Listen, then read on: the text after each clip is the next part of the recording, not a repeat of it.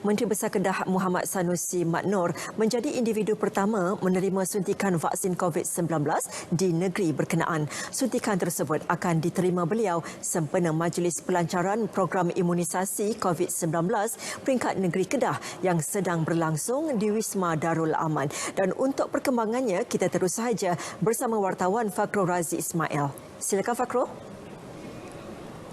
Terima kasih Nolila di Angkasa Puri. Assalamualaikum dan salam sejahtera. Baiklah saudara, ketika ini saya berada di lobi Blok E Wisma Darul Aman di mana petang ini akan berlangsungnya Majlis Pelancaran Program Imunisasi COVID-19 peringkat negeri Kedah. Pelancaran program ini akan disempurnakan oleh Yang Amat Berhormat Menteri Besar Kedah Haji Muhammad Sanusi Mak Noor. Menariknya sempena program ini, Menteri Besar Kedah akan menjadi individu yang pertama akan menerima suntikan vaksin COVID-19. Dan di sebelah saya ketika ini, Menteri Besar Haji Muhammad Sanusi Mak Noor telah pun bersedia untuk menerima suntikan vaksin. Jadi kita terus saja menyaksikan proses suntikan vaksin ke atas Menteri Besar Kedah. Selain Menteri Besar, Esko Kesihatan Negeri Datuk Dr. Muhammad Hayati Osman, Pengarah Kesihatan Negeri Kedah Dr. Muhammad Fikri Ujang dan beberapa petugas barisan hadapan juga akan menerima suntikan vaksin COVID-19 hari ini. Sebelum ini, Dr. Muhammad Fikri memaklumkan seramai 1.76 juta penduduk Kedah dijangka menerima suntikan vaksin COVID-19 secara berperingkat mulai hari ini sehingga Februari 2022.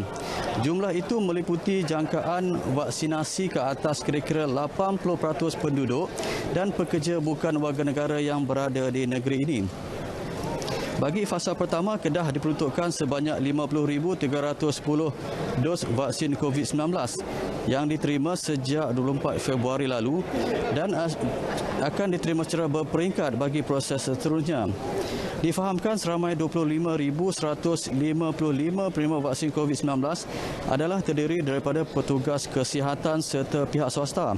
Turut menerima adalah petugas barisan hadapan, antaranya Polis Angkatan Pertahanan Awam Malaysia APM, Jabatan Kastam Diraja Malaysia, Jabatan Imigresen, Jabatan Pencara dan Bomba.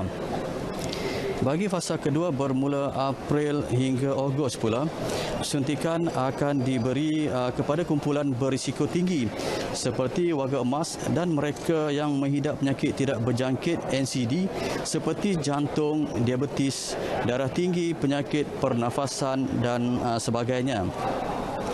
Manakala bagi fasa ketiga bermula Mei 2021 hingga Februari tahun depan pula, mereka yang akan menerima suntikan adalah penduduk Kedah yang berumur 18 tahun ke atas dan pekerja bukan warga negara.